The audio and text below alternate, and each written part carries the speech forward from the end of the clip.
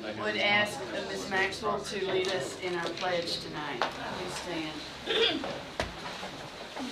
Attention, salute, pledge. I pledge allegiance to the flag of the United States of America and to the republic for which it stands, one nation, under God, indivisible, with liberty and justice for all. And if you bow with us, please. Dear Lord, we thank you for this day. We thank you for this school district.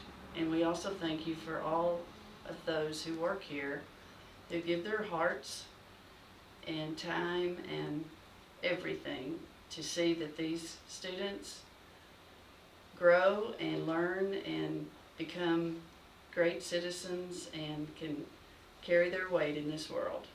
Please be with each one. We thank you for all our many blessings, and we thank you in Jesus' name. Amen. Amen. We open our meeting with the pledge, and then we have a prayer. And tonight I wanted to add one more thing. The mission of our school district, it's right up here on the wall. It's also on the web page, but I just wanted to read it to you. Just kind of remember while we're here. The mission of Gatesville ISD, a portal to limitless possibilities, is to empower our students to be life-ready, knowledge seekers, and problem solvers by instilling leadership, innovation, integrity, critical thinking, and service through challenging and engaging learning experiences, facilitated by passionate teachers and supported by caring parents and community members. If we can look at that, or fulfill our mission, we'll be doing lots of great things, and I appreciate everyone who tries every day to do that. Okay, we're going to Mr. Campbell. Joe Campbell is going to speak to us about the Education Foundation. Good evening. So I want to give you guys a quick update on our foundation. We had our gala back in the fall. Lots of you were able to attend. All of the students came out. It was a great event, and in fact, the G here, we had every one of the tables had those on it. We used as much local shopping as we could. Any of the teachers that participated, their cost was reimbursed, plus they were able to make 10%. So that money went into their general fund, so we were able to put that money back into the school and even do more good with it. We've raised our money for last year, for this year grant round, and we have closed the grants for submission, and we closed with a total of 69 received grants, totaling in excess of $171,000. We do not have $171,000. So we had to remove immediately all of the electronics, the technology, the Chromebooks were in there by the dozens, iPads, those kind of things that just get really into the heart of what we felt like we could fund. So we are currently, our group is reviewing those grants, which still total to about $83,000. That speaks volumes for our educators and our campuses, because they really got together, put some things that are going to work. I mean, I've read every one of them, they're going to review them, and we're going to hopefully be able to fund a decent sized portion of those. But we do not have $80,000 to fund all of them, so we're going to have to be very critical. Each teacher will be getting a letter if they're funded or not, but we will explain to them just how we came up with all of that. We have upcoming meetings with the PTO presidents, trying to get them to maybe come in and join us a little bit and see if we can't maybe conquer by numbers and maybe even do more for next year. That meeting is actually this week. On the 27th, we will finalize all review of our grants, and on March the 8th, those grants will be awarded to all of the recipients that receive the awards. That's where we are on the Education Foundation. Then we will start planning our tailgate party again for this season, and the gala for this fall as well. So it's a great foundation. Appreciate all the educators that actually give a little bit of their pre-tax money into it. They're no paid employees, so all of the money raised goes back into our school. And like I said, we try to shop local. If you came to our gala, it was a really neat event, and we put that thing on for the cheap. Any questions for the foundation? Thank Joe to begin with, because he worked very hard, his team, but especially Joe, to make that a very special evening, and he's been doing a lot for us over the past couple of years, at raising money and really helping out, and he's a lifesaver. So I want to thank him publicly too for helping me. I couldn't have done it without a great board of people with me. I mean, those folks, Marlena Tippett, Ann Miller, you know, everybody knows Ann Miller. She's kind of the voice of us, and, you know, Sarah Pointer, Chelsea Mulligan, they put in the hours with me. We had a vision. I'm pretty energetic, so we feel like we killed it. We're very proud of what we've done, or have done, and we're going to continue to do, and we're excited. And last time the district tried to purchase a lot of the technology for teachers who wrote those grants, so it's not like they're just being dismissed. We'll look at them now and see what we can fund too, so we want to make sure they. Yeah, we'll share all that information about the things that we can't fund. We share that back, because you're going to sit in on our meetings as well. Marion, you're on our board as well as a school board member, and we go through that. We talk at length, and you know, we kind of feel like we're somewhat a voice for the teachers at that point, because if they ask, you know, last year it seemed like we bought a couple of hundred laptops through the school. You guys had a fund available. This year, I don't know, but we'll talk about the amount of those, and it seems like they have gotten some great response from these little Chromebooks or whatever they are. So we just saw, you know, 10, 20, 30, 40, 50, you know, they're $300 a piece, I think, all in. So, but again, a lot of fun. You guys get a chance to come to these events, we encourage you guys to come. It's a lot of fun. Thank you, Jeff. Okay. Should we pass an offering plate around? We will take money from anybody that would love to. Thank you, Joe. Okay. Student spotlight.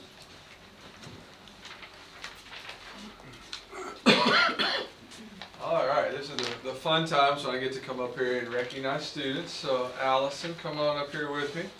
I've invited Miss Allison Holden to join me to recognize her for her accomplishments as a band student at Gatesville High School. And she's also first in her class right now, which is an excellent achievement.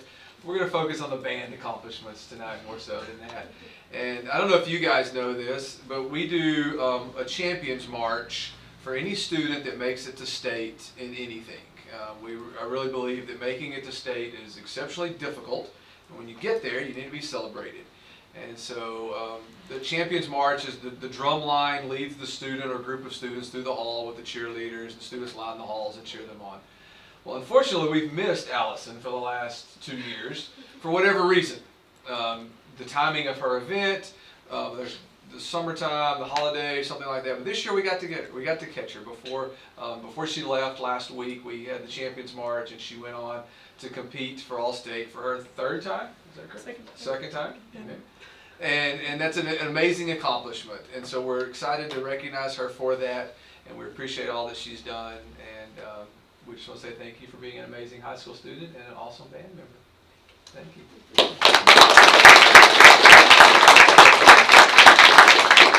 I wanted to add something right quick. Allison is a frustrating person to know, because she is good at everything she does. And she is a great student, a great musician. I go to church with her. She's a great singer, but most importantly, she's a good person. And so we would love to honor kids like that. So Allison, come on up. Thank you. Take your picture.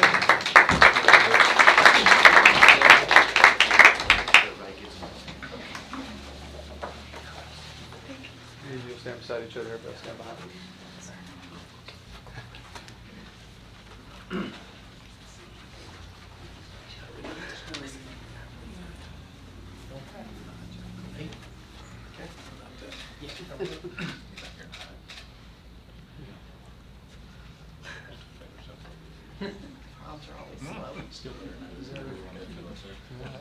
Thank you. Congratulations. Way to go. Congratulations.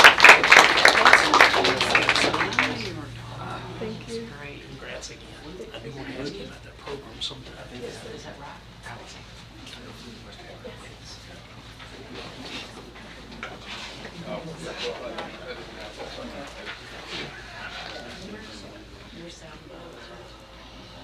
We're quoting you in the frustrating part too. Good.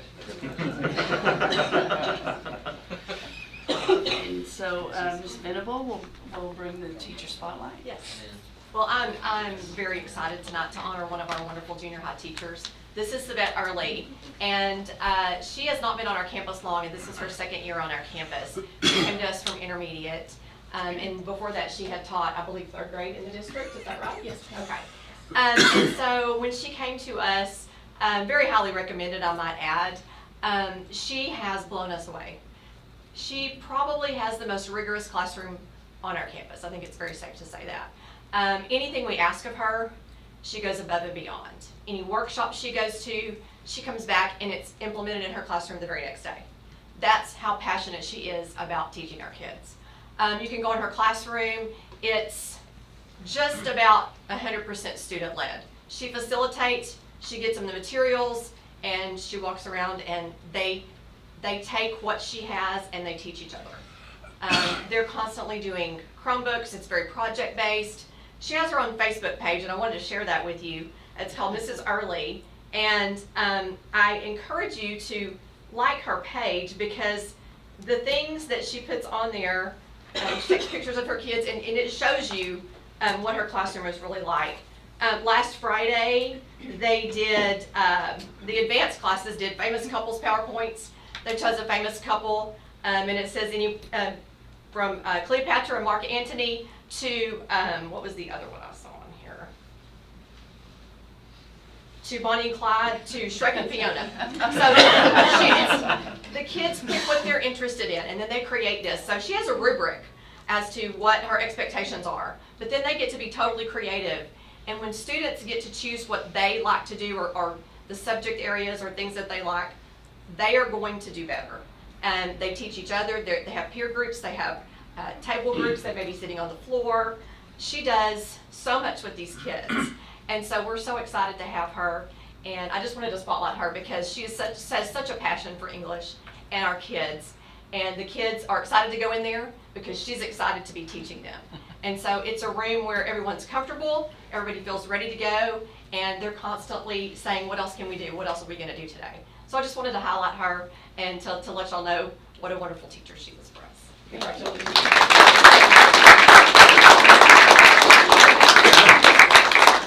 And I'd like to say too that Sabette, when she goes to training, she does come back the very next day. She does. It will be in her classroom. She's excited. She's going to implement it. Thank you.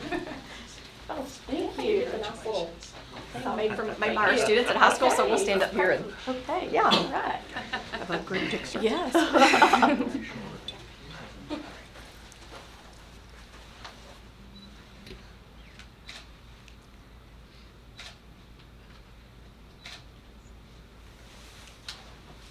How many more? No. Congratulations. Thank you. Good job. Thank you.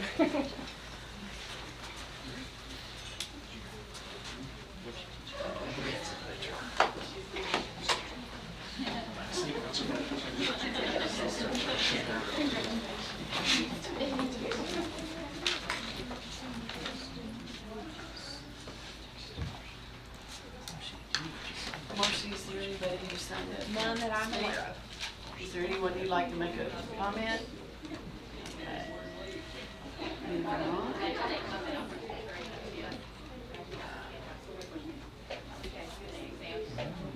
Mr. Webb My turn. for Taper. Good evening.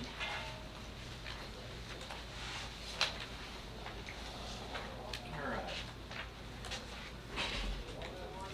Every year, Gatesville ISD holds a public meeting to discuss the district's latest TAPR report, Texas Academic Performance Report, formerly the AEIS, and it's your school report card that provides information on students' performance as well as extensive information on district staff programs and student demographics. And some of the highlights are in your board report there from our report from the 17-18 school year, but just our overall accountability rating was a B. So now districts are rated on an A, B, C, D, or F. And Gatesville ISD for last school year was rated a B.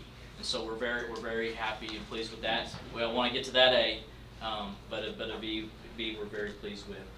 Some of the points there, some of the things that we're proud of, increasing meeting and mastering grade levels in all subjects by 3% from last year. Meeting or mastering grade level in math increased 4% from the previous year. Our writing increased 9% from the previous year. Students meeting or mastering grade level in science increased 16% from the previous year. Our dropout rate, is about 0.7%. The state average is right around 2%. Our percentage of graduates that are college, career, and military ready based on student achievement is 4% higher than that of Region 12. College ready graduates have increased each year over the past 3 years, and then and we talked about this last month, but our ACT and SAT participation rate has increased as well. And another thing, that we continue to talk about is our CTE. Those numbers continue to increase, and they're well above the state average in those areas. So just some of the highlights that we wanted to look at. And so we'll kind of get into the nuts and bolts of the report. I'll kind of probably go through it a little bit quick, so if you have any questions, just stop me if you have anything. So this kind of just here is just some of the how we compared to the state and region and how our district fared. It's a little bit light on the board there with the light color, the district. But just kind of looking at how we're performing compared to the state and the region. And this is approaches grade level or above grade level in all grades and all subjects. So this is every STAR test, every EOC that is taken 3 through 11th grade. Meets grade level or above all grades, kind of right there in line a little bit.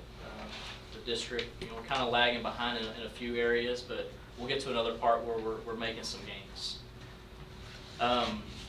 Above approaches grade level or above in all grades, ELAR reading, right there, just lagging. This is meets grade level or above.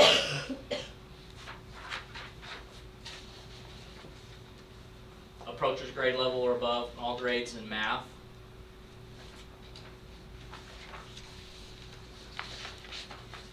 Meets grade level or above all grades in math. Writing scores.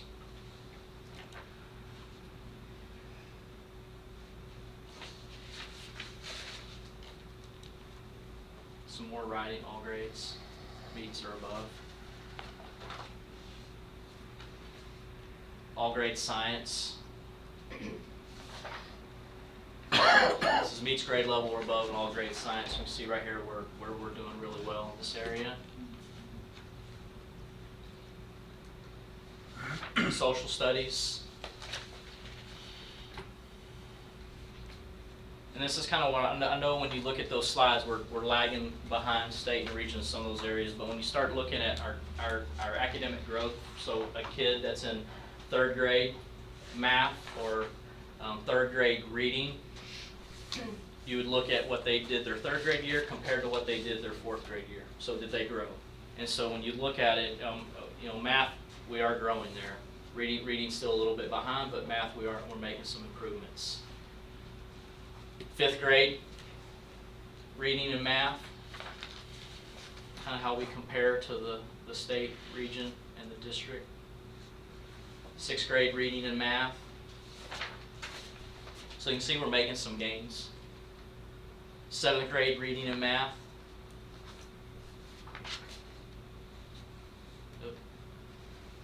8th grade reading and math.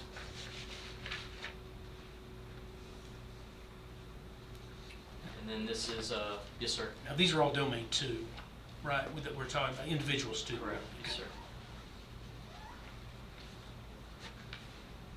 EOC, English 2, and Algebra 1. So English 2, your growth is from English 1 to English 2. Algebra 1, your growth is from 8th grade math to Algebra 1.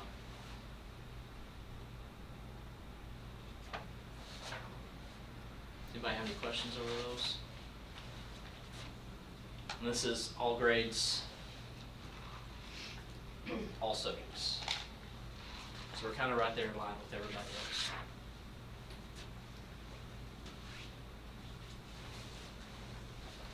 And then, the paper report has things like attendance rate. You can kind of see where we are attendance. That's an area that we're working on right now. That's around, I believe, 94.8%. And this goes all the way back to the 16-17 school year. So it lags 2 years on the report.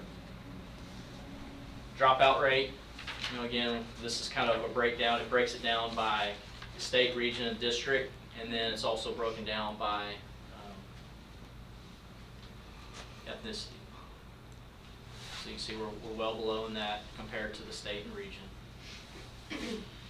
Class of 2017 college-ready graduates, broken down by all graduates and ethnicity. Military-ready graduates. So we do have a higher number of kids that are going into the military. And that's a little bit harder number to track. The Department of Defense isn't going to give you who goes into the military. So, what we base ours off of is if we get a report from the recruiting officer that yes, they have a ship date. And so once they have the signed paperwork, then that's what we report. Average SAT scores, all subjects, you can see that we're kind of ahead of the state and region in that area. Average ACT scores. And then looking at student ethnic distribution compared to the state. So you kind of see how Gatesville ISD compares to the rest of the state in those areas. It's just a very big report that has lots of information. Student demographics. You're looking at economically disadvantaged English language learners, students with disciplinary placements, and at risk.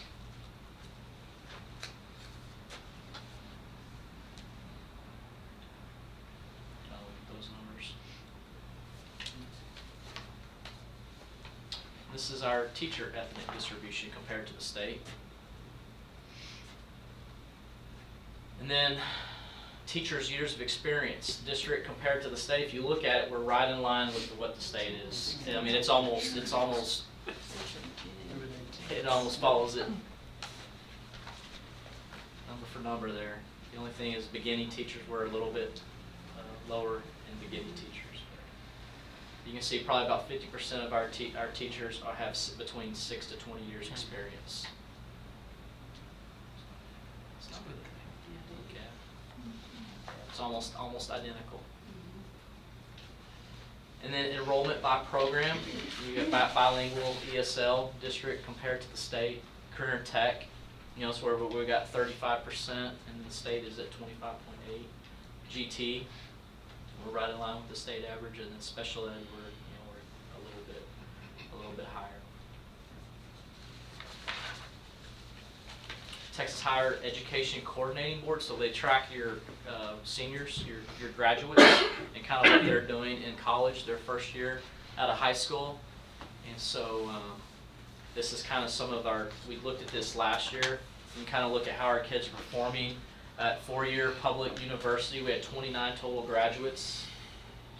And this is the 2017 graduating class. Those high school graduates of 2016, I'm sorry. Two-year public colleges, 56 kids. Independent colleges, universities, 8. Not trackable, 4, and not found is 80. I'm not sure what the difference in those two, but they just couldn't find them, with 177 total graduates. So you can kind of look there at four-year public university, 3 kids that had a GPA of 3 or less, 3 kids that from a 2.0 to a 2.49, 6 kids from a 2.5 to a 2.99, 7 from a 3.0 to a 3.49, and then 10 that had a greater than 3.5. And then two-year public university, it kind of went the other way. 56, and we had 25 kids that were less than a 2.0. So those are kind of they're going opposite of each other right there. So something to take a look at. How do you get record for GPAs on these kids? Something that the Texas Higher Education Coordinating Board, they track this. So I'm sure it's some type of PEAMS reporting that they have to do at the college level. All right. And then I know we had an area of intervention, and that was special education. And so we're just going to kind of talk about some of the areas and the reasons why we had that. Part of it is because our special education and STAR 3 through 8 passing rate. That was an indicator. Our special education, so the year after they exit out of special education, their 3 through 8 passing rate was another thing. Our special ed students that are taking the EOC, their passing rate, and then our participation rate on STAR Alt. And so STAR Alt is kids that are in like EPCD, IPCD, those classrooms. And so you can kind of, these are just some breakdowns of the numbers on how many kids passed versus how many kids tested and what performance level we're at based on a 2 or a 3. And then you see all the, you got the SPED passing rate, the year after exit, after they exit special ed, the EOC, and then the STAR alternate participation rate.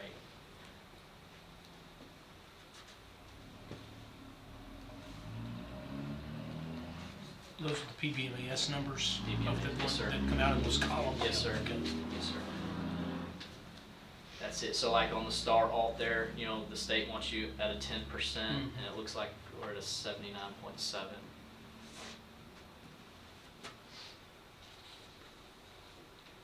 And so what are some of our interventions? Just, you know, based on performance monitoring data, we've been making increases each year over the last 3 years. We just went through the special education audit last school year, and we'll have an update this spring. Students are on accelerated intervention plans, and then the ARD committees are being encouraged to look at data for the students, you know, for their second administration and third administrations on the 5th and 8th. Let's see. The SPED year after exit, so STAR passing through grade, just, you know, getting those kids into intervention programs and RTI.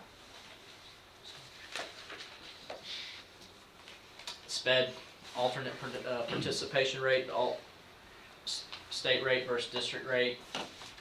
You know, we are higher than the state rate on that. And so, you know, when we look at those kids and we go to ARD, and those are decisions that we have to make. Looking at the audit, taking what the audit said last year and just putting some of those things in place, and then the intervention programs, doing a folder audit, you know, doing a flow chart for to help with transition. So it's a lot of information. It just encompasses everything that we do. Does anybody have any questions? You know, our goal after looking at all this is to, of course, the major overarching goal is to catch the region and catch the state. I am pleased though with those orange bars showing that we're improving. We'll have, like Shane said, in a couple months, Ms. Williams will come and give a SPED update on the audit, how we're improving on things like that. But we have a lot of special education students, and we get a lot of them enrolling here. And it's good that the families feel comfortable coming here to get an education, but they come with special needs. And so we have to just keep serving them as best we can. Thank you. Thank you. Thanks, Shane.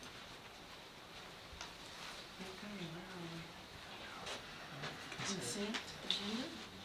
Okay, number 9, the consent agenda.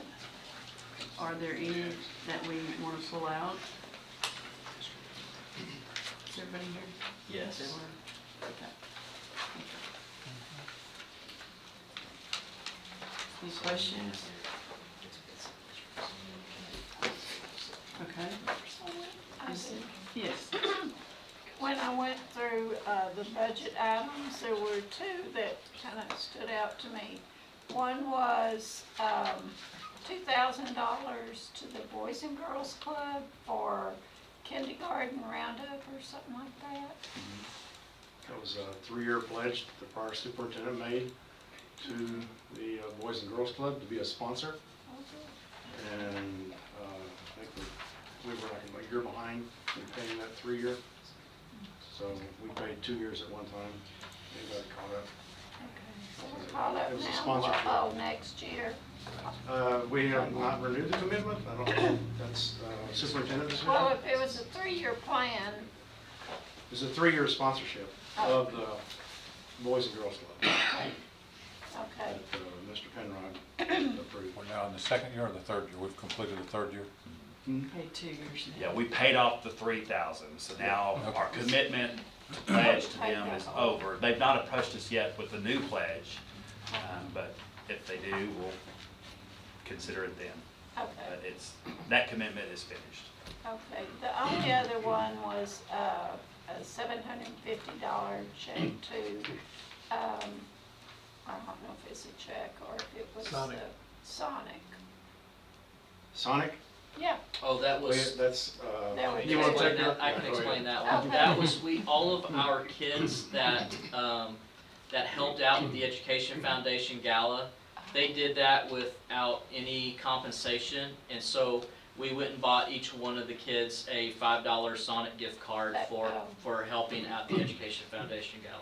No, it wasn't. 143 kids. It wasn't much, but it was almost 200 kids that we had helping at the Education Foundation. But between all the band and the choir and theater arts, and then all the kids serving to the people that were there. okay. So we Well, wanted that was to a do something nice small gesture. for them Just a- And if you went, appreciation. if you went back in that kitchen, they were literally dripping with sweat, trying to get everything, not into your food, but they were working hard. We just want to do that as a small appreciation to those kids that helped, because they didn't have to do that. Joe didn't think that was fun. I'd like to know that your enrollment is still coming up, I did, so, Yeah, enrollment That's continues good. to rise, so that's good. yeah. We can just get our attendance percentage up. So is there a motion to accept the consent agenda? So moved. Okay. Second? Any questions, discussion? Okay, all those in favor, raise your hand. Any opposed? Okay, thank you, passes. All right. Mr. Frazier, Yes. I believe you're Okay. next. Thank you. Information items about we had a question last month about the fund balance amendments, I believe. Correct. At last month's meeting, I presented the fund balance, trying to explain how we had originally committed $12.5 million for the high school renovation. And once the audit report came out, that was actually too much. We didn't have enough left over in the unrestricted fund balance. So last month, you took $1 million out of the dedicated amount to the high school renovation and put that in unrestricted. And then we also discussed the $500,000 that was in an assigned category of fund balance, and you were asking what that's about. And so I will do some further explanation of that $500,000 assigned fund balance tonight, along with that whole list of budget amendments that were presented last month in the consent agenda, which are called fund balance amendments. And since we had so many, I think you requested that this be pulled out of the consent agenda and addressed here tonight directly. So on page 104 of your board book, I mentioned here that in order to present, I'm just going to read it the way I wrote it, a balanced budget for the fiscal year 2018-2019, it was necessary to exclude certain expenses with the intention of eventually appropriating those funds through a budget amendment to fund balance. If you have any questions at any point, just stop me. As of August 31, 2018, the school board approved an assignment of fund balance in the amount of $500,000 to cover such expenses. These excluded costs fell into three primary groupings. One was the CADE allotment, which we are required to spend so much on the CADE allotment. The budget was short $175,582 in the CADE allotment, and that was built into this $500,000. Number two, I think there was some that thought on the board that thought buses and the vans were in the budget. The budget as presented did not include the bus and vans, and that was $171,000. And then there's a high school allotment that the district receives, and we're supposed to spend that amount on high school, primarily AP and advanced placement courses.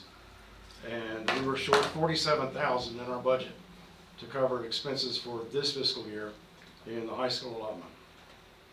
In addition to those 3 items, during the fall months, other non-budgeted costs were approved, totaling $57,000 nearly.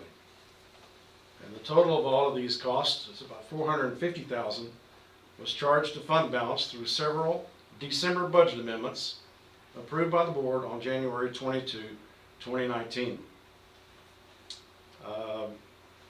Basically, we wanted to give the new superintendent a clean start.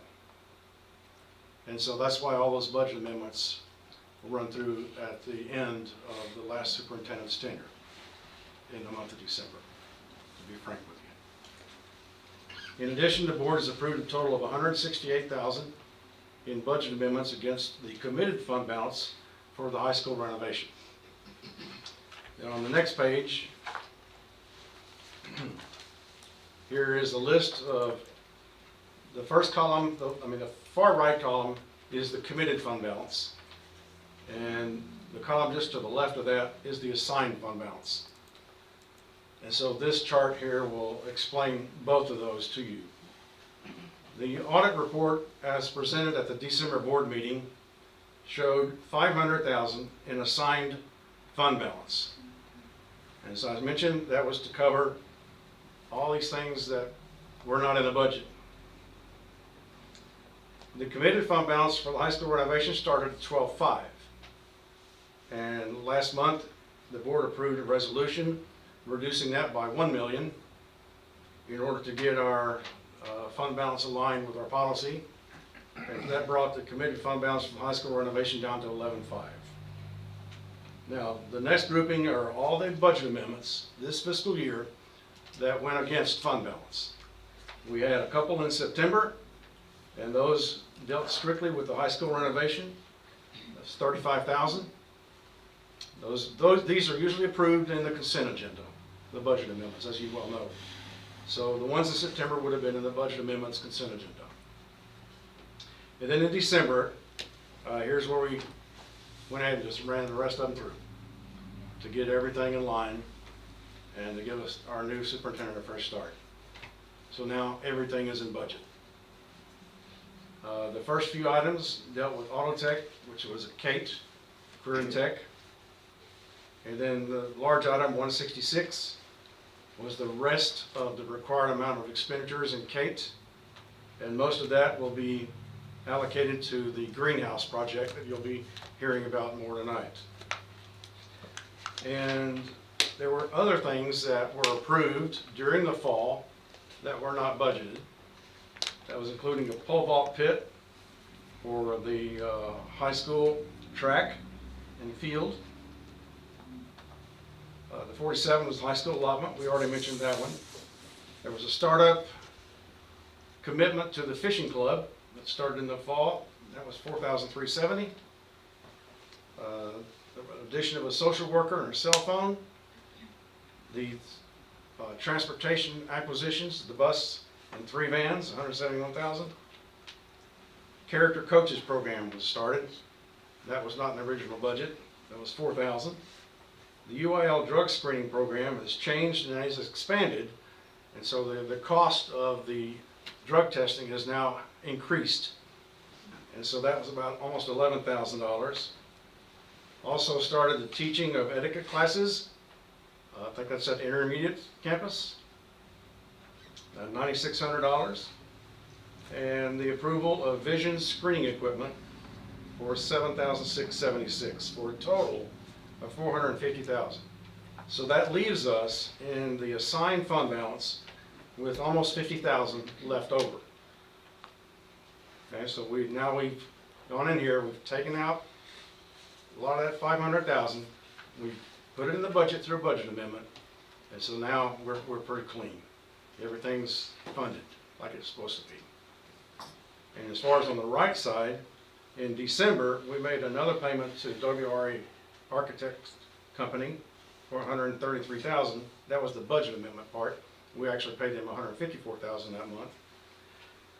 So we have taken $168,000 against that $11,500 so far.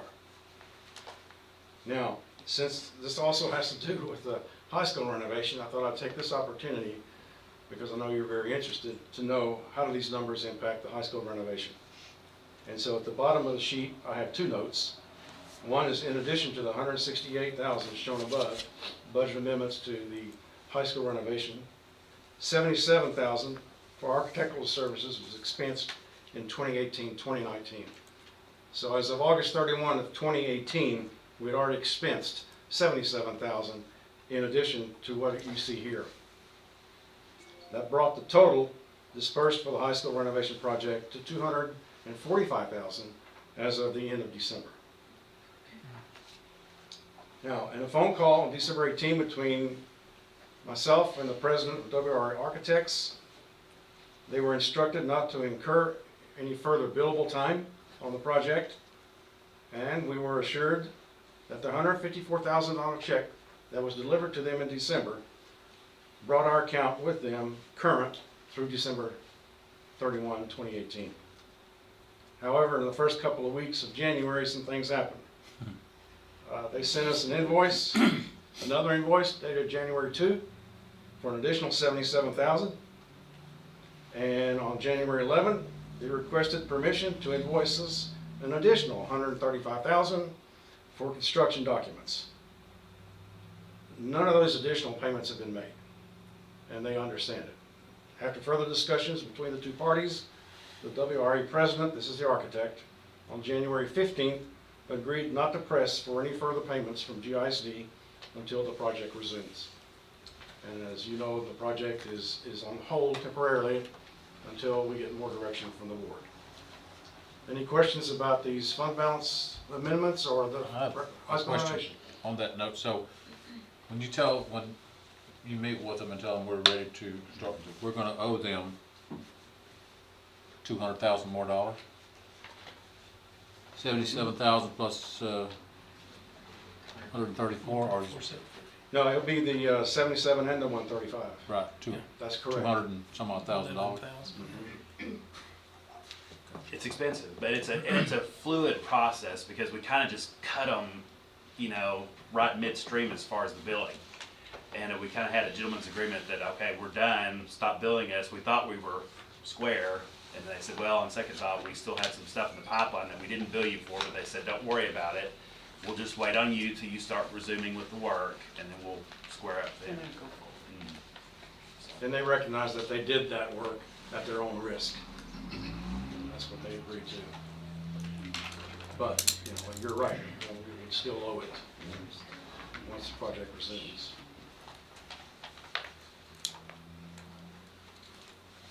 That it? Any questions? Thank y'all. Thank you, Mr. Frazier. And we're going back to Shane. Mr. Webb? Come on down. See, middle of year reading and math inventory scores. Middle of year reading and math inventory. So each year, or I guess each beginning, middle, and end of the year, teachers go through and give the kids an assessment on their reading and math, just kind of see how they're performing throughout the year. So this first graph I have here, the first set of graphs is we're going to look at reading levels and kind of where the kids are performing at on reading. And so when you look, this is kindergarten, so from beginning of the year to the middle of the year, when a kid comes to school, generally they're going to start on an A and then a B. And so by the end of the year, we want a kindergartner to be on a D by the time they get through kindergarten. So you can see right here at the beginning of the year, 91% of our kindergartners coming just learning to read. And so that's a large percentage of our kids coming to us, not being able to read yet. And so teachers working with them and going through the year, and you can kind of see that number at the middle of the year is now down to 30% on an A. And you can kind of see kids that are on a B, kids that are on a C, and on a D plus right now. So you see each one of those in the red we want the A's to decrease and we want everything else to increase. And so as long as that continues to the end of the year, then we're looking good. Same thing, next one is the first grade reading levels from beginning of the year to the middle of the year. Kind of did the same thing, so kind of where kids are sitting at on A through G. Right now, a kid needs to be about on an F right now at this time of year to be on level, to consider it on level. And so you can kind of see right there between that and G plus, we have about 59% of our kids that are reading at or above grade level right now. So you want to see those A, B, C, Ds, and E's decreasing and the F's and G's increasing. That's what we're seeing there. Next one is second grade. So we went to above, these letters go all the way through Z, so we just broke it down to above level, on level, approaching, and below level. So you want your, from beginning of the year to the middle of the year, you want your above levels and your on levels to increase, and your approaching and below levels to decrease, and that's what we're seeing right here. Third grade, same thing, above level increasing, on level is increasing, our approaching and our below levels are decreasing. Fourth grade, our above levels are increasing, on level increasing, and our approaching and below levels are decreasing. Fifth grade, below levels are a little lacking, a little bit behind, but on levels increasing, and our approaching and below levels.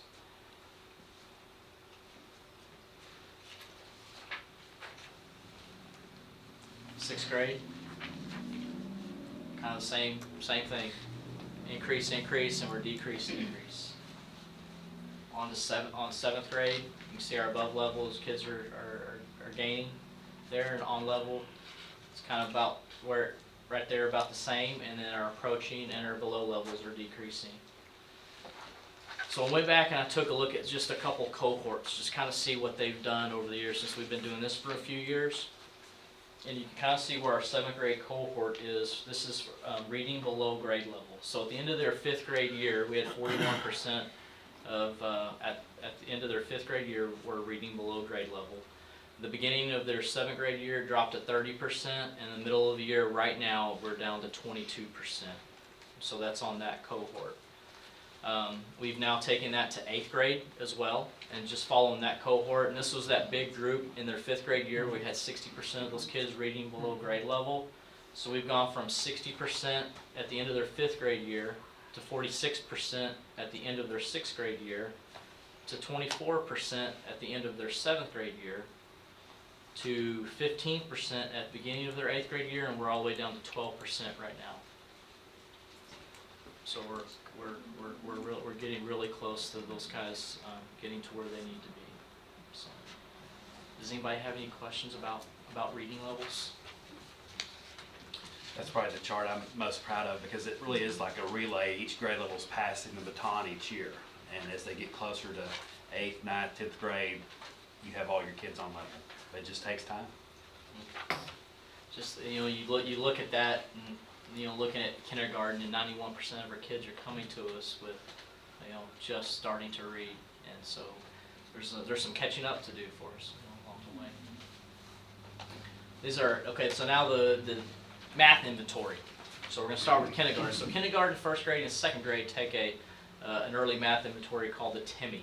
And so this is just kind of where they are at the middle of the year. You can see that 76% of the kids are average to very superior scores, and about 24% of them are below average to very, very poor scores. And so that's a moving target, so that when they come in beginning of the year to the end of the year. Looking at 1st grade, it's about the same, 79% average to very superior to 21 below average to very poor.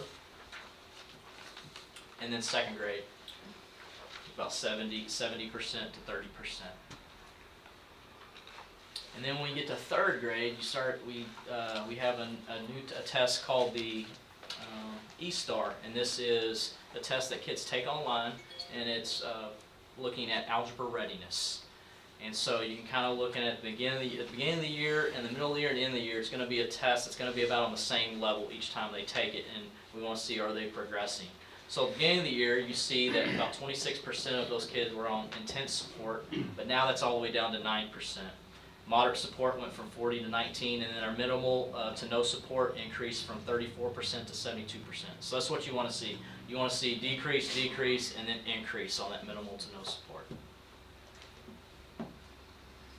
4th grade, decrease, decrease, and increase on that. It's not as drastic. 5th grade, intense support drops, moderate support drops, and then minimal to no support increases. So the hope is you continue to see that as we get to the end of the year. 6th grade, M-Star, same thing. Less kids are needing intense support, moderate support, and more kids are needing minimal to no support. 7th grade, it went from 53% to intense support down to 30%, and then moderate support increased a little bit there, and then minimal to no support is going up. And then 8th grade, same thing, intense support is dropping, moderate support dropping, and then minimal to no support is increasing all the way to 64%. So that just kind of gives you a little breakdown of how our kids are performing right now on just some assessments to see how they're doing. Does anybody, you guys have any questions about any of those? So our kids are making, our teachers and our kids are making great strides. They're working very hard each day. Well, thank you, Mr. All right. Any questions? Is that it? Thank you. All right. It's good. I can get the next one too. Oh, Might as well just stay up here. I thought that was me. Don't you want You want to come? Yeah, I thought you Yeah, wanted come me on. to. Yeah, I was gonna let you do it. They've been listening to you talk all night. Shane wants to sit down. Nobody wants to. Dr. Sanderson's is going to do this one. I don't mind. So. I was just, I don't mind. I was just sending myself an email. Trying to kick you out. So I can remember to do something. We after at the last board meeting last month, Mr. Webb presented on funding, CTE funding, and kind of where that came from and how it worked out. And I started thinking about what our CTE numbers look like at the high school. And I went back and I got with Ms. Williams, our counselor, who does a lot of our CTE coding. And in each October and May, maybe early June, we have to report to the state CTE numbers. We have to report a snapshot of how many students we have involved in career and technical education. And if you look at one of Mr. Webb's earlier presentations, it said we have 35% career and technical education involvement. Well, that's per district. That's in the district. That's not per the high school campus. And we don't offer CTE courses below the high school level, so it is a little misleading. Maybe a few courses in junior high when that report was run. We have about 30% of our students in the district are at the high school level, so that's about where it should be. And so you can look at the report here and you can see that through the state you give a code of 0, 1, or 2 to students to identify them as. A 0 means that they're not enrolled in any CTE course. A 1 means they're enrolled in a CTE course, but they cannot complete a coherent sequence. And a 2 means that they are involved in a coherent sequence of 2 or more courses for 3 or more credits. And it's important for us at the high school to have our students completing coherent sequences because it shows the ability to finish something once you've started and to finish that training from beginning to end and not just have a bunch of introductory level training in their bag. So you can look at the numbers below that. We have 92% of our students coded as a 2, 769 students out of, I can't remember the exact, 835 maybe? Yeah, 8 something. 769 students that are in or completed a coherent sequence.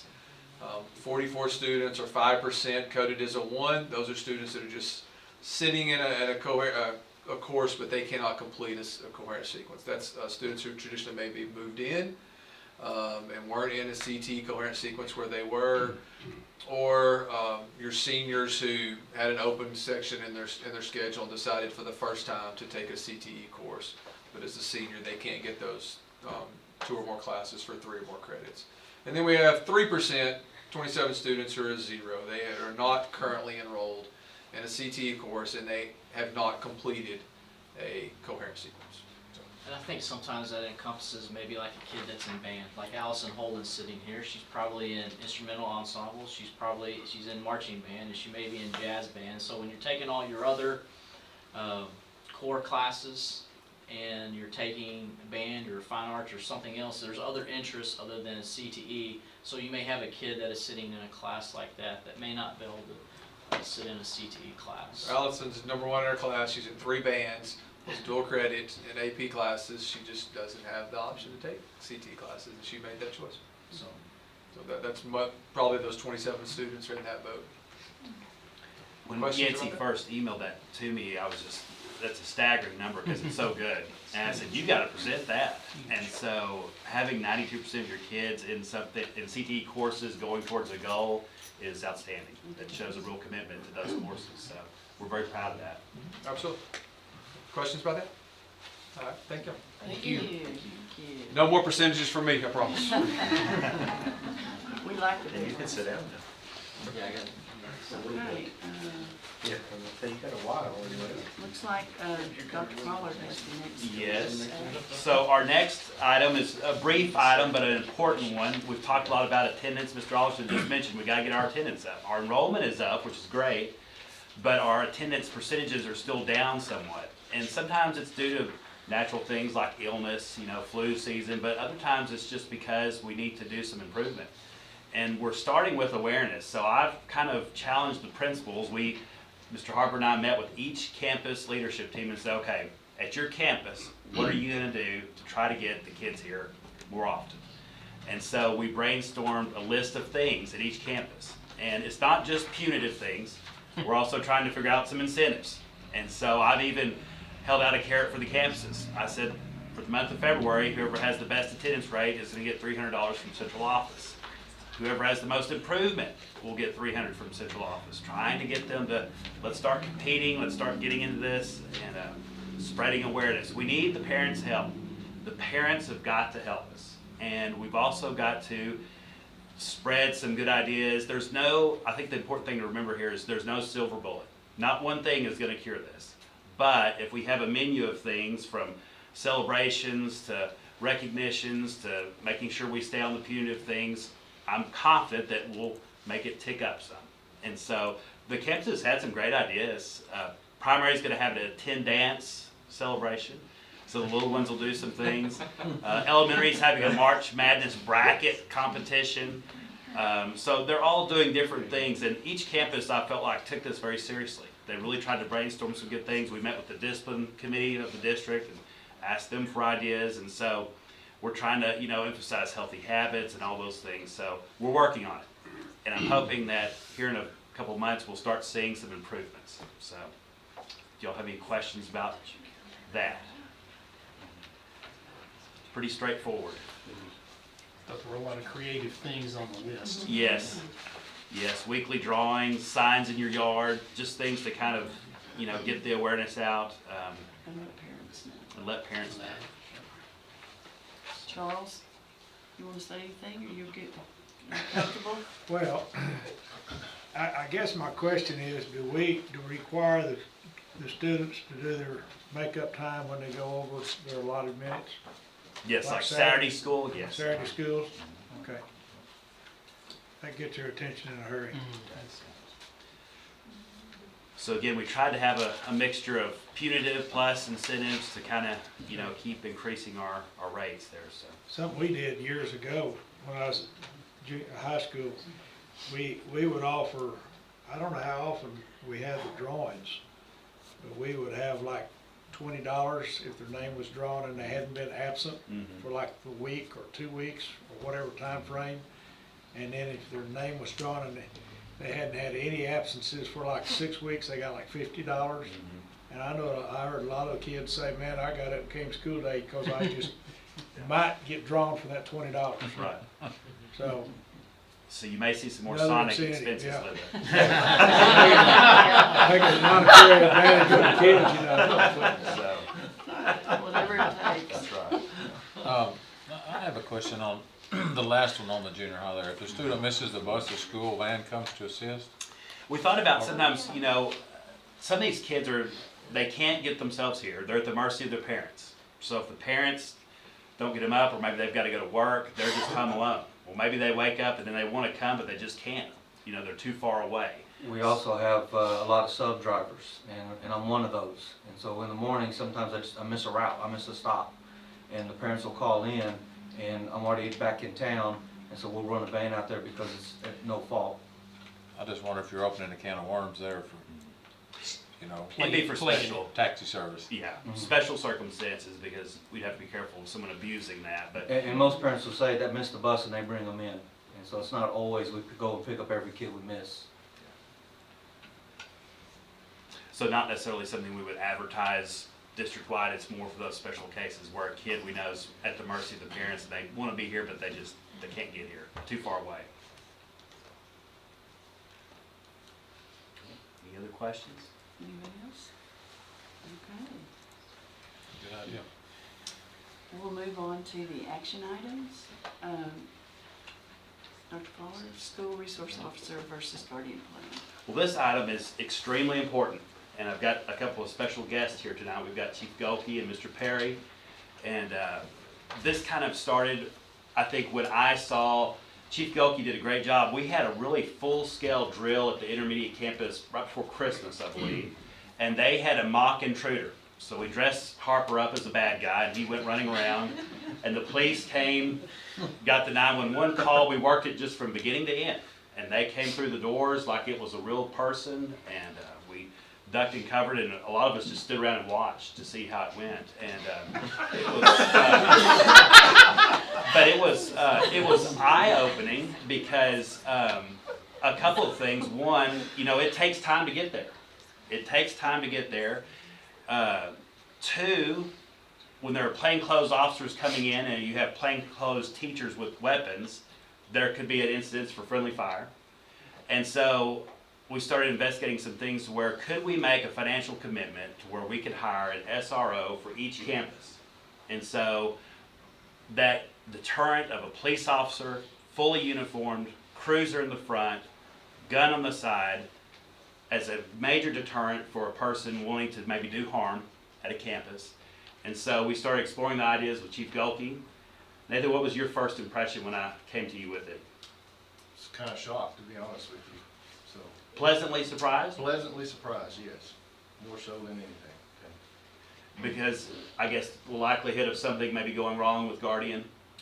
Yes, there was a lot of discussion about the Guardian program. Matter of fact, we went with some of you to MCC's Law Enforcement Academy, and we actually went through a shoot or don't shoot simulation over there. And it was interesting to see how the police handled those hostage situations inside a school district versus how some of the school board and some of the teachers and administration handled that same incident. So there was definitely an eye-opening experience, I think, for everybody involved, and to see how the difference was and how a teacher wanted to kind of sit there and talk and talk and talk until somebody was shot and killed or stabbed and killed. And the police were basically down to business, let's take care of this right now and take care of this situation. So it was an eye-opening experience, and I think that says a lot just that one time. And, you know, I think several of us talked about too, if a teacher ever had to pull the trigger, what would that do to them for the rest of their life? And so we thought that not only is it a great sense of protection that the kids would have at every campus, but also an opportunity for police officers to be a child's friend. Because it's amazing to me how many times adults have such a negative perception of policemen. And police officers are extremely important. At some point in your life, probably at least once, you're going to desperately need a police officer. And there's new legislation by the state that says that every student, before they graduate high school, needs to have peace officer interaction instruction, because so many young men and women, but especially young men, get killed because they don't know how to act around a police officer. And so them being here on campuses, kids getting to know them, we could also start to implement more drug abuse awareness. That continues to be an issue nationwide. And so we think that would be another excellent opportunity for the police officers here to, get in touch with our students and make a real relationship. And so the hurdle of the finances of it, we've explored, and we've found some areas where we can cut some costs, and we feel like we can afford these 4 additional SROs. Really, the last hurdle would be, if you approve this, would be just the recruitment and the hiring. And so Mr. Perry's worked with us closely and been very gracious as far as saying, we want to help you with this. And so we're excited. We even met a former SRO this past weekend that's done it, and he said, I'd love to be an SRO here. And so it may be easier than what we think. So we'll see. Bill, Nathan, do you want to add anything else? You good? I think I'm good right now. Y'all have any questions about it before I make the recommendation? Or comments? Anybody? Well, I agree with what he said about, I didn't see that part where you see how an officer reacts and how a teacher does. But I remember watching the ones we saw, feeling like how hard that would be on a teacher. I could see they would talk and try to settle it that way, because that's just their nature. You know, there's a lot of training that goes in, you know, to be a police officer, and teaching the same, and it's just two different things. And the training that we go through, you know, they teach us how to deal with people, they teach us how to stop threats, they teach us all of those things, much like they teach you how to teach. And so there's two different things here, and if we can avoid arming the teachers and avoid some of those situations and put a police officer on that campus who can do so many other things besides just protect that campus, I think that would be a far better solution. I'm excited too about them just being here, arrival, dismissal. It's amazing how many parents I watch while they're driving with their children down here like this, while the car's moving. And I think having an added police presence will help with that too, because that's not safe, texting and driving. So would the officer be working for the school district or for Nathan? So the police officer would actually be hired by the city of Gatesville. He would be one of ours, and we would vet him and bring him in. We would send him through our field training program, send him through all the necessary training in order to be able to come up and be an SRO for the school district. Him or her, excuse me. So he or she would report to the police department, but they would get their guidance every day from the school district. So there's lots of things that Mr. Pollard had talked about as far as what he wanted those officers to be able to do in the school district. So we would have that guidance from the school district and have them follow that while they're up there. So would you be evaluating them? We or do with the school? Both. There would be a joint effort as far as their evaluations. And if one of our SRO, is that what it was, SRO officers was sick one day, would you fill in with one of yours? How would that work? You know, like it is now, if we have one SRO at the camp for all of the ISD campuses, and so if he is absent for one day, normally we don't send somebody else up here to cover for him, but we handle all of the calls and things like that. Now, if you had 5 SROs up here, one for each campus, if one of those called in sick, we would have one of those remaining 4 cover that campus for that day. So, and I think in the contract we have, if there's an extended period of time, an extended vacation, then yes, at that point, we would look at bringing another one on board. Yeah, But he would not be an SRO. I thought the details were well laid out in the agreement. But that's how we have our agreement as we speak today. I think another good positive thing is that if something happens at intermediate, everybody's close by and they can respond quickly. Very true. It's nice when you have the more officers in that confined area, Right. the better. Yeah. Dedicated officers there, right? Yes. Anybody else? So I'm going to make the recommendation that the Board of Trustees approve the hiring of 4 additional SROs. We've already got the one, by signing the interlocal agreement with the City of Gatesville, and then that simultaneously ends the implementation of the Guardian program. Okay, you've heard the recommendation. Is there a motion? Go ahead, Linda. A second? I'll second. David? Any more discussion? Yes. All of these officers been in the summer. They're off our tab. So, In Wattsville. 37 weeks talking to the city council and asking them for money. And I'm not as good about that as he is, but I want you to understand, the city, so basically the school district will pay for 75% or 37 weeks out of the year for the cost of the police officer. The city will eat the other 25%. So I will use them to be able to get officers to take vacation and not work 12-hour shifts and some other stuff as well. So Dr. Pollard and I have talked a little bit about some sort of a contract term here, because we're going to have to recruit these officers. City will have to figure out a way to pay them because they're paid while they're in the academy. The city will pay for their salary while they're going through the field training section to make sure that they know what they're supposed to do, and that Nathan will certify them to be certified police officers within the city of Gatesville. So, you know, I have not taken this to the city council yet because I wanted to see how the school board wanted to react to this before I take it to the council. So I'll take it to them at the first meeting in March, you know, depending upon what it is that you want to do, because there will be an additional expense to the city of Gatesville. One more question. So you'll need 4 more patrol cars? I'll need 4 more patrol cars, 4 more tasers, 4 more rifles, 4 more sets of uniforms, 4 more All the radios. I mean, you know, they will be equipped just like.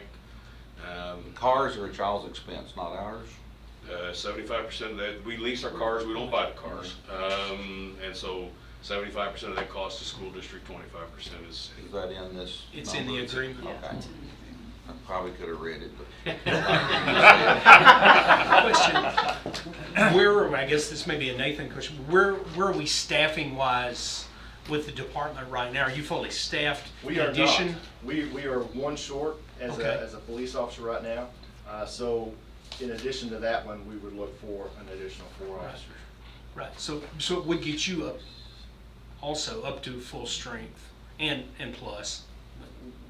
When we go out for bids or advertisement for this one, we would just include that 5th one in that we're Gotcha. looking for on our Gotcha. time. Thanks. So. Well, these awesome, I know I said one more, but I got one more. So will these officers? This is good to get the questions out there. Will these officers have the opportunity to work weekends or something for the city if you need them, or? During the school year, they will work Monday through Friday. They will work school days, and that's all they will work. What about sporting events? Now, and they will be subject, now, if they have overtime for other things that we need, or overtime for the school district, yes. And we've talked about the sporting events, trying to use those 5 officers as well, so. Okay, now I'll quit. I'll call you tomorrow.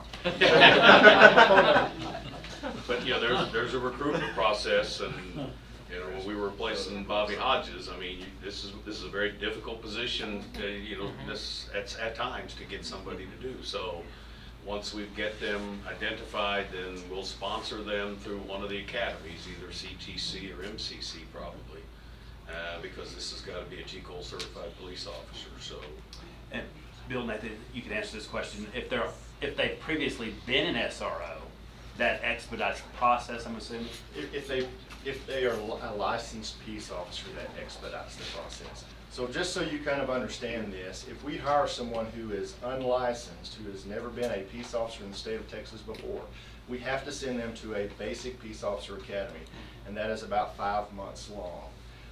And I think we have one starting in March, and the next one's not till summertime.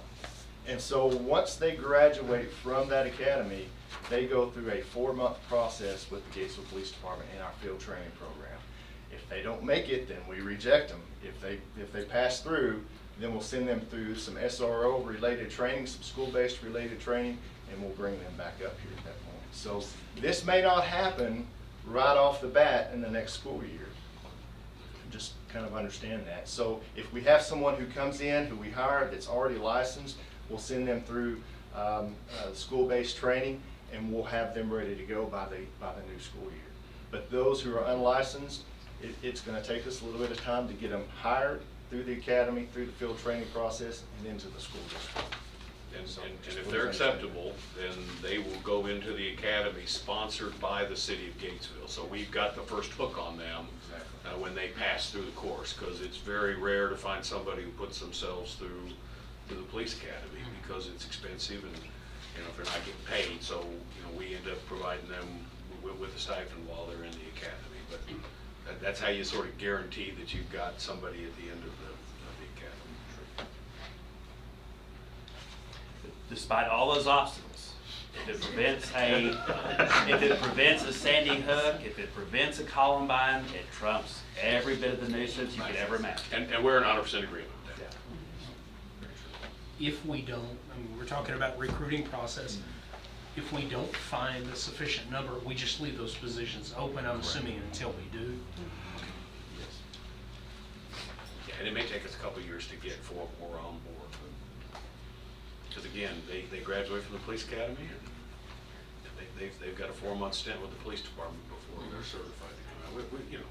We do not want to give you, we do not want to give you, and you do not want a bunch of bozos doing this job right now. Don't write that in the newspaper.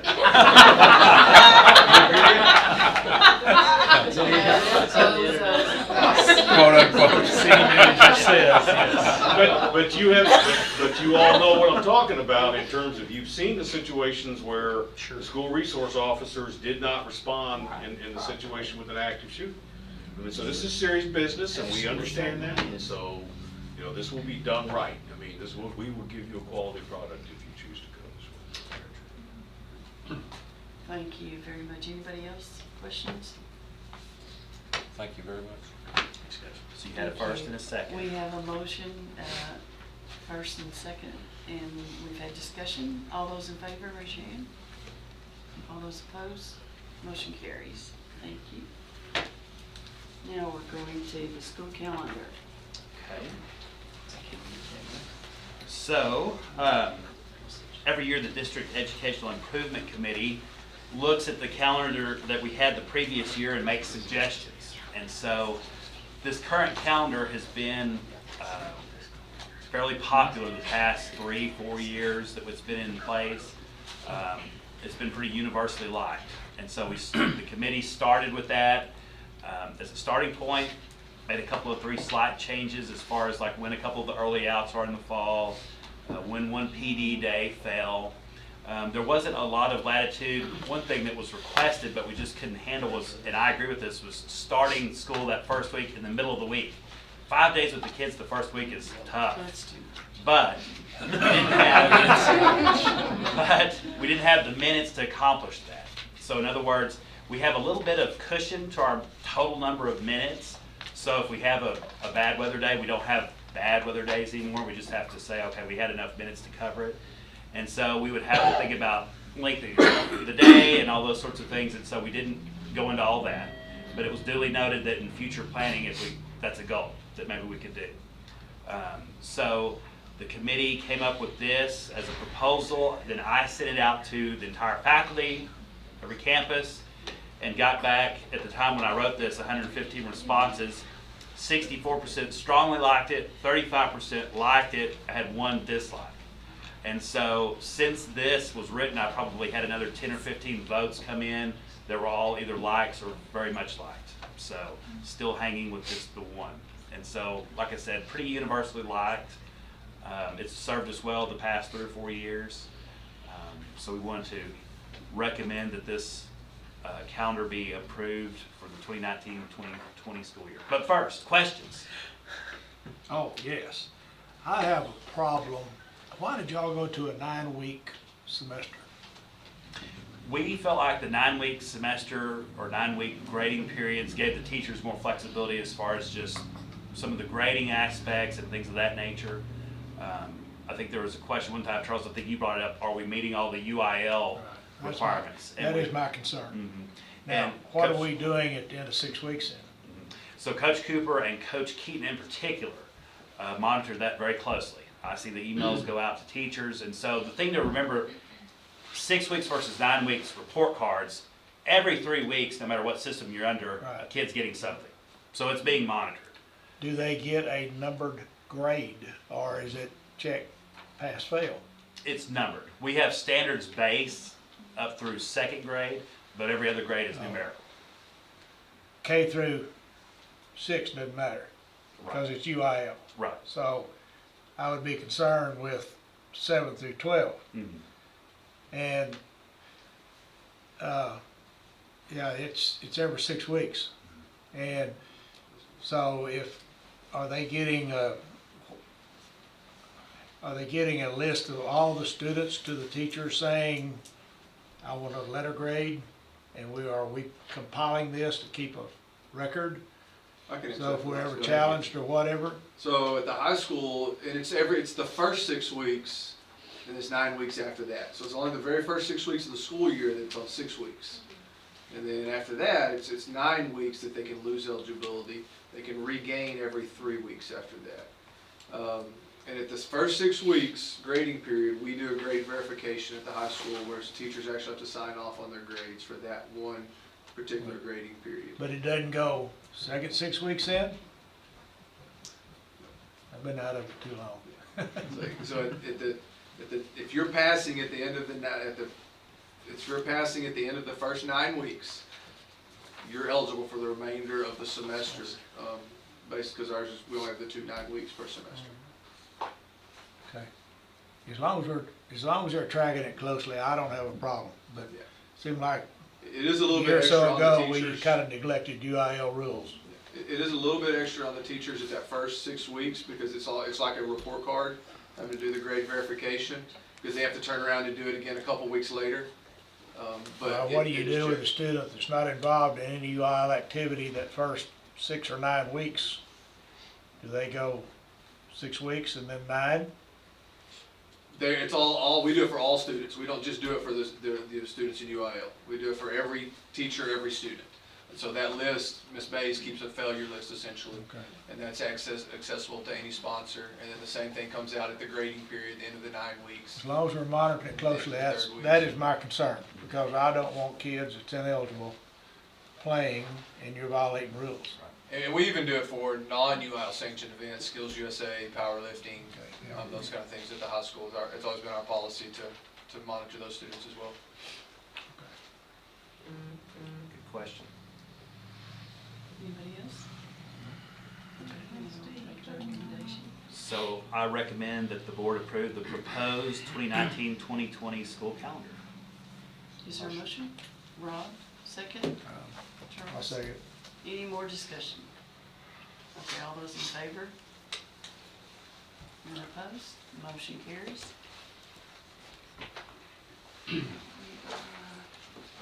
Mr. Webb, the greenhouse. The fun stuff. Come back.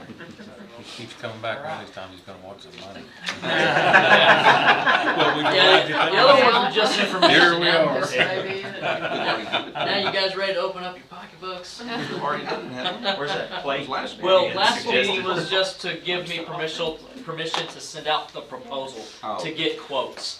So now we're actually gonna come this meeting and ask we're gonna approve the vendor and request for the money. So just kind of give you a little bit of background of what we've done. We sent out the request for proposal for a new high school greenhouse, and the vendor submissions were due to myself and Mr. Frazier on Monday, February 11th. I think at 2 o'clock, right? And so Mr. Frazier, myself, Toby, and Miss Blanchard, we met to look at we received 3 proposals. And so we opened each proposal and we graded them based off of the proposal. And so 3 that we received was one from a company called Texas Greenhouse out of Fort Worth. That was for just a little over $230,000. The next one was a company called Stuppy Greenhouse, Stuppy, and it was for right at about $140,000. And then the third one was from BWI, Grower Sales, and theirs came in at about $136,324. And I think we have it's $133 on the sheet there. BWI had recommended a 12-foot wall instead of a 10-foot wall, and so it added about another $3,500 to that. And so when we did the packet, we weren't quite ready to make a decision, and so we had to have it submitted last week. So we wanted some time to call references we were kind of between Stuppy and BWI. Those were the 2 off of our rubric that scored the highest. And so looking at it, Stuppy had a really nice presentation, and you've got some of their presentation right there in your packet that Mr. Frazier gave you guys earlier tonight. And so we're kind of between those two. Well, we were struggling on getting references from other school districts and other businesses, and we finally heard back from. They do a lot of big schools, universities, but we spoke to Wichita Falls ISD, Prosper ISD, a private school out of Midland. We spoke to Lubbock Christian. We spoke to Dallas Arboretum. Can you think of anybody else that we talked to, Mr. Frazier? I think those were the 5 that we talked to, and every single one of them had great things to say about Stuppy and their customer service. They're one of the only greenhouse companies that, of the 3 that submit a proposal that actually offer a warranty. And all the schools that we talked to said that their customer service is excellent. A lot of times they have the problem fixed if there's an issue within a day or 2, and so they're pretty quick about that. And I know that Stuppy was a little bit higher than BWI, but I think that they're a pretty reputable company. They've been in business for 143 years, and so we are here to recommend that Gatesville ISD Board of Trustees approve the selection of Stuppy Greenhouse as the vendor for the new high school greenhouse and approve the issuance to said vendor of a contract for service as agreed upon by both parties. Any questions?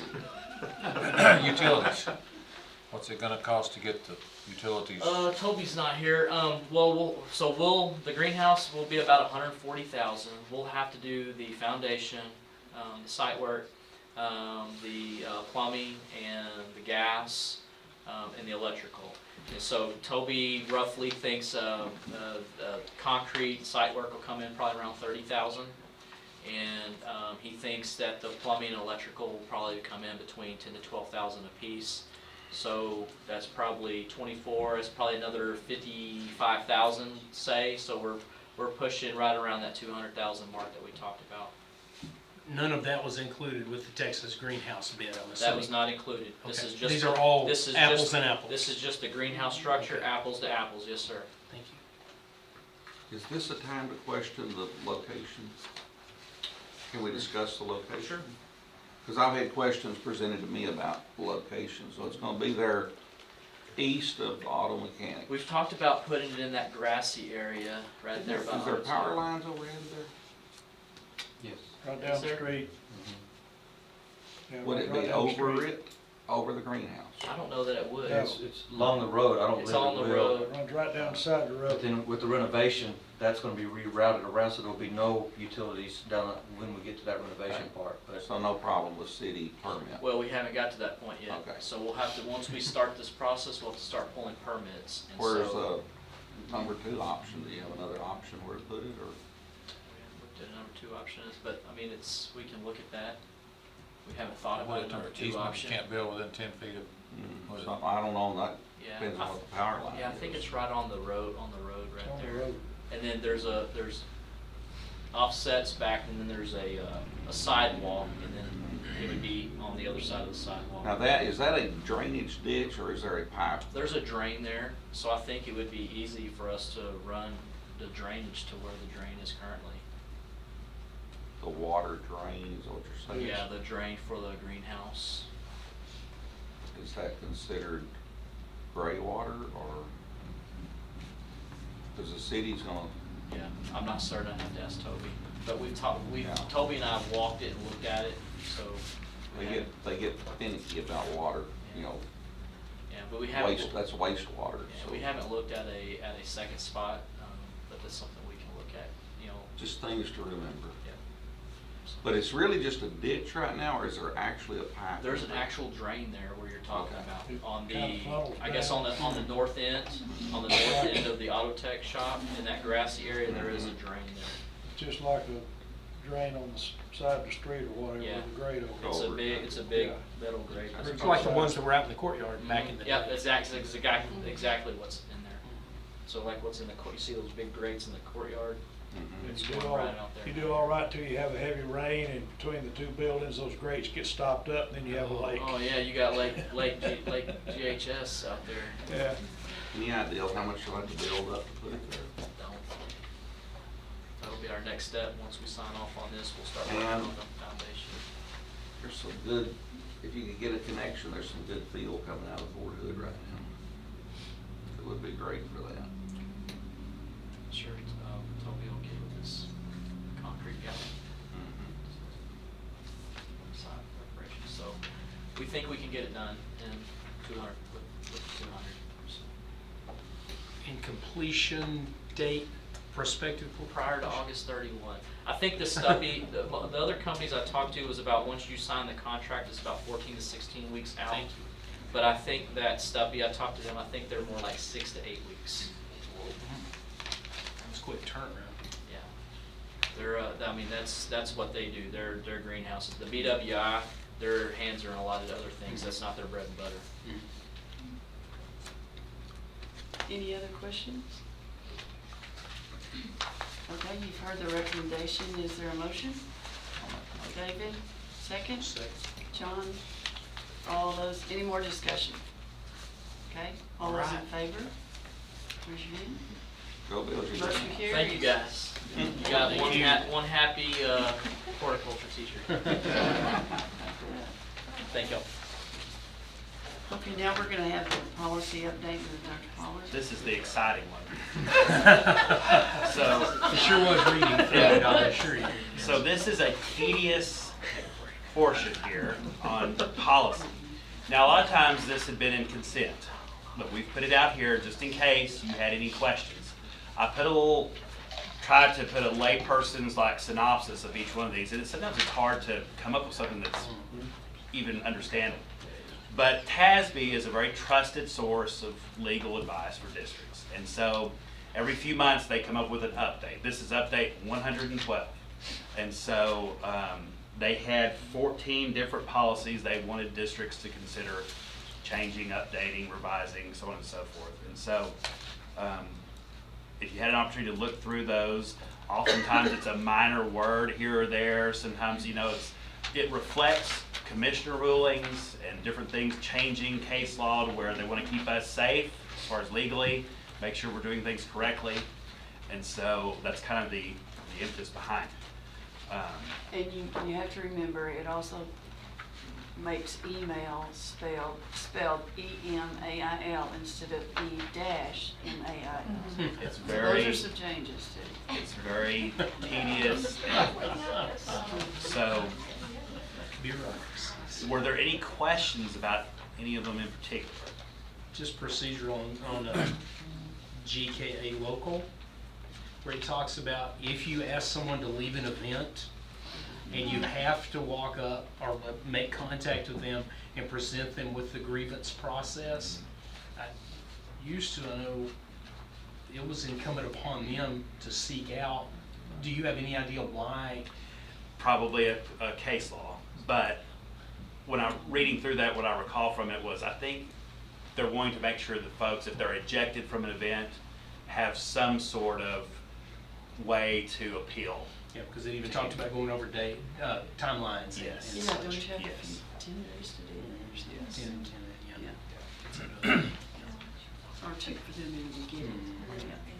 And then on page 166, they took out that you can't discipline someone who makes a false claim about retaliation. Okay, I remember that one. That one was, they were trying to get that you can still be in trouble for making a false claim, Oh, but they were just moving it to a different area. so it's somewhere Sometimes that else. was I guess another I'm thing where they mistaken there. move something from one section to another. Oh, So okay. again, some of this stuff, it's so tedious, but by law, you need to have it approved.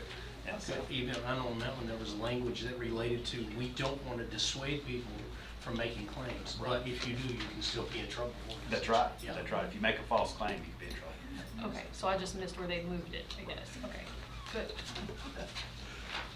CH local, I don't know what page it is, I don't. It's about the purchasing authority, and we, 50,000. yeah. Is that, Which page? The synopsis is on 133. 153 is what it So let's says. look at 133. CH Local Purchasing. Purchasing and acquisition. recommends adding a reminder that other requirements may be applicable if federal funds are involved in the purchase. So anytime there's federal monies involved, it adds some stipulations to it. The board delegates this to the superintendent or designate the authority to make budgeted purchase for goods and services. However, any single budgeted purchase, budgeted may be what I'm missing here, of goods or services that cost $50,000 or more, regardless of whether the goods or services are competitively purchased, shall require board approval. Right. Is that on any purchase, or is that just on budgeted? We had talked about this before. Is that on any purchase, or it says budgeted items? No, currently it's on any purchase. I think the practice actually has been on any item that meets that threshold, not just budgeted I think we've always items. done that. Even grant, things we do through grant. To me, if anything costs that much, we'd want to run it past you. Well, I understand we might not ever have an issue with you, but I feel like we've had issues in the past, and I know several years ago, we had to adjust that considerably. I don't know, I'm a little leery of the 50,000 myself, and we Well, talked about it. It used to be 25,000, the prices went up, so they moved it to 50, is that right? I read 25,000 somewhere in the deal that superintendent got 25,000. I didn't read it real. I kind of scanned through it, but that one caught my eye. It was 25,000. I can't exactly pull it. That was a while back. Yeah, it was in there somewhere. And I don't know how It often, was taken out. that changes. Personally, I just think that's a lot of money to go unapproved. And I know things cost a lot of money, but in an emergency situation, that's different. This is just everyday expenditures. But I And I may be the only one. It was in there somewhere. It said 25. in our practice, or in you being the acting superintendent, you would bring something to us if it were that expensive. I'm a little bit fearful of tinkering with anything TASB says. That's just, I know we can, but when Holly Wardell at Eichelbaum Wardell tells us something, or when TASB tells us something, we try to take their, they're pretty trusted as far as. Are they taking what we had and just applying the new updates to it? Is that what this is? These are just basic general things. Yes, but it would apply to our. This is also local, so I mean, that could be changed. Right. Right. So it's not legal, it's a local. Yeah, we can't change It's a legal. local policy. You could take that budgeted item, the word budgeted out, which basically means any expenditure of 50,000 more, regardless of whether it's budgeted or not, which would cover some things that wouldn't otherwise. Anything under 50 is By what you taking that word out, would be. The word budgeted. Take then you're basically asked, you have permission for anything that costs 50,000 more, regardless of whether it was in the budget or not. Like all these other things. Effectively, we we're had gonna here vote on that the weren't in budget though. So, I mean, we've already voted on the item, on that particular, I'm just presenting a history lesson from where we've been before to now, and Maybe it was 50. I could go to Sonic at any moment. Spend Yeah. millions. 48,000? That's right. trust me, I'm not talking about you. So are you, with the way it's written, could you do that? There wasn't enough markup. I might, no, I don't know. I mean, really, could you? No, if it's over 50,000, I believe that we have to get it approved. But if it's 49,000? Then I can do it. Is it 49,999? Then it needs discretion. That's too much money to be spending. Do I not look trustworthy? It's not that, but, so like if we needed a bunch of new equipment in the welding shop, Right. and you went out and bought $50,000 worth of welders, or the wood shop, or the horticulture or something, we can only stand 50,000 spins so many times and we're broke. Right, Darryl? It could be, Yeah. hopefully not. If there's no control over it. So 50,000 is a lot. I think we were at 10,000 with Mr. Kopp. I can look back. We upped it to research 10. and see When they it did the changed. baseball field, we upped it to 10 so they could pay for the irrigation system. It was 25 when I came on board. in The only- 2010. The only flip side of that drawback would be things might grind to a halt on some things that we need to go more quickly. Like, we just had to buy 4 air conditioners for the new gym, It's 27,000. Yeah. If that goes out on July, That's or an emergency. on June 25th, and we had the board meeting June 24th, and I've got to wait a whole month in the hot summer while kids are trying to practice, that could be an issue. So it has to be a called meeting to. Unless you want to start having special meetings every time. And that would take 3 I'll say days. a while. Yeah, you'd have to But I'm wait just 3 one. days. Yeah. I just figured that's probably a pretty typical amount. What's that? I figured that's probably a pretty, I mean, they didn't change the amount. They've got 50,000 marked through. It's been, It's been there. And sometimes they'll mark through, if one is all cap and one is lowercase, it'll be marked through. So I mean, the amount has stayed the same there. What's changing is these others. Not sure. But I mean, I can look back and find out Maybe they considered changing it. when that amount was changed. So you can go buy a new van That's all I if we can need it, think of. right? Yeah. Or if you think we need it. but then he'd have to come back to the next meeting and tell us that he did it. which Yeah, might well, not Well, be Barrett's not correct. gonna do it without getting No. board approval first. Correct. If I get drunk with power, He's I not. might. Don't shoot yourself in the foot. You give us money. Especially while he's acting. I was thinking. You get that in the paper. Barrett, that's your scandal, That's right not there. I'm not recorded. I'm starting to feel comfortable. I'll tell you what you need, President. You need a hammer to call this deal to order. All right then. Get your nameplate and bang it on the table. So, any more questions about this? No, Okay. you just better behave We yourself. need to, Let's see. So the motion, I recommend that the board add, revise, or delete local policies as recommended by TASB Policy Service, update 112. is there a motion for this recommendation? Cheyenne, second? I'll second it. Any more discussion? Okay, all those in favor, raise your hand. Any opposed? Okay, motion carries. I was wrong, it doesn't say 25, it says Thank you. 50/50. I couldn't read. It's too late now, Charles. Barrett will be right back, he's going to Sonic. Hey, don't wait, don't go to Sonic. If you got 50,000, go to Cheese Brothers. So now Make we'll it move worth on it. to new contract forms, Dr. Hall. No, Well, item E, What? for item E for local policy. So Oh, there's another Another set. of policy. This one wasn't in 112. This one was either district administration now is suggesting this, or Holly Wardell at Eichelbaum Wardell.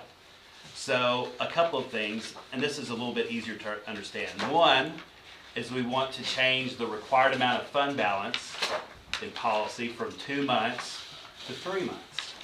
So that would be a policy. So that'd be something to where whoever's here, it's there. Okay. A lot of those towards the bottom is just updating names. Like the Title IX coordinator will put my name on that now. And so those are just little technical things. Another one was juniors are supposed to be able to take 2 college days. Right now we just say 1, and that does not match what TEA says. So we need to have it where it matches 2 college days for juniors. So they can go to Baylor, A&M, wherever to visit. Well, and if they're trying to get early admission somewhere, I mean, it's a critical factor. Right. And the last thing here is a little bit of housekeeping to where it would strike through any of the Guardian program stuff now. So previously tonight, you nixed that in favor of the SRO, so we would delete any verbiage that's in policy about Guardian. So in a nutshell, that's kind of where this is a smaller little group of policies that we wanted to look at tonight. While we were looking at policy, we might as well go ahead and get these knocked out too. So any questions on those? A little bit easier to understand these. No questions, you want to make a recommendation? So I recommend that the board replace the local policies and update the exhibits as listed in the board agenda. Is there a motion for this recommendation? So moved. John? Second, Rob? Any discussion? All those in favor, raise your hand. Opposed? Motion carries. Now we're gonna go to new contract forms. So last item, another bit of housekeeping.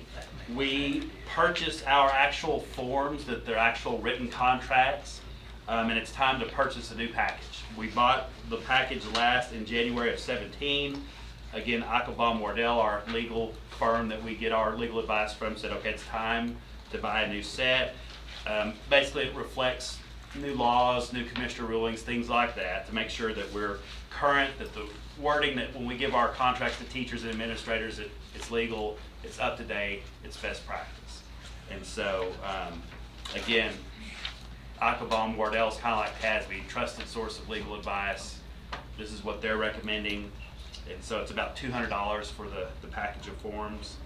So my recommendation is that the board approve the use of the 2019-2020 contract package offered by Ackelbaum Wardell. Need a motion? Any questions? Question. Is there a motion for this recommendation? I make, Charles? Second, David? Any questions, discussion? Does it differ much from the old one? It's marked up in there. Anything in red or struck through is what they changed. It's not very material. Yeah, there's not much to No. Again, it's tiny tweaks here and there. So. Any more discussion? Okay. All those in favor, raise your hand. Any opposed? Motion carries. All right, it's time for us to move into executive session. It is 8:17, is that right, Marcy? Yes. No, Chia? Okay. So we're gonna go down the hall, you're welcome to stay here.